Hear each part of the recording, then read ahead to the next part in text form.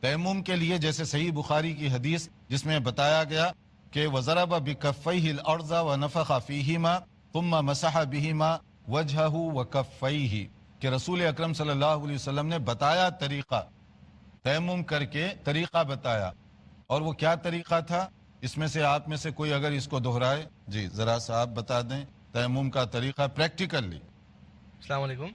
وعلیکم السلام۔ تیمم کا طریقہ اس طرح سے ہے کہ مٹی لے، اس کے اوپر اس طرح سے دونوں ہاتھ مارے، اس کے بسم اللہ کر کے، بسم اللہ کر کے اس طرح سے دونوں ہاتھ مارے، اگرچہ ہاتھ پر مٹی ہو تو اسے صاف کر لے، چہرے پر پھیر لے، اس کے بعد لیفٹ ہینڈ سے رائٹ ہینڈ پہ سر صاف کرے، اس کے بعد رائٹ سے لیفٹ کرے۔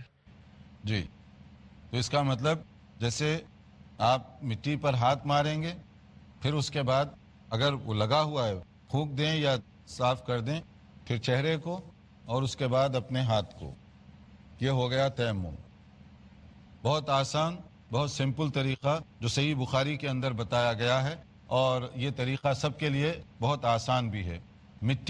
مٹی کا مطلب جو عام طور پہ مٹی ہے کہ اس پر آپ تیمم کر سکتے ہیں، لیکن اگر کہیں جیسے اس سے پہلے بتایا گیا تھا کہ مٹی جو ہے کبھی کبھی شارٹیج ہو جاتا ہے، تو اس صورت میں کیا کریں؟ جس کو عرف عام میں مٹی کا نام دیں، چاہے وہ گارڈن کی ہو، سی سائڈ کے قریب ہو، سی شور کی ہو، یا کسی اور طرح کی جس کے اندر مٹی کی آمیزش ہو، اس کا بھی وہی حکم ہوگا، کیونکہ دین میں آسانی پیدا کی گئی ہے، اس آسانی کو ہم اپنے سامنے رکھیں۔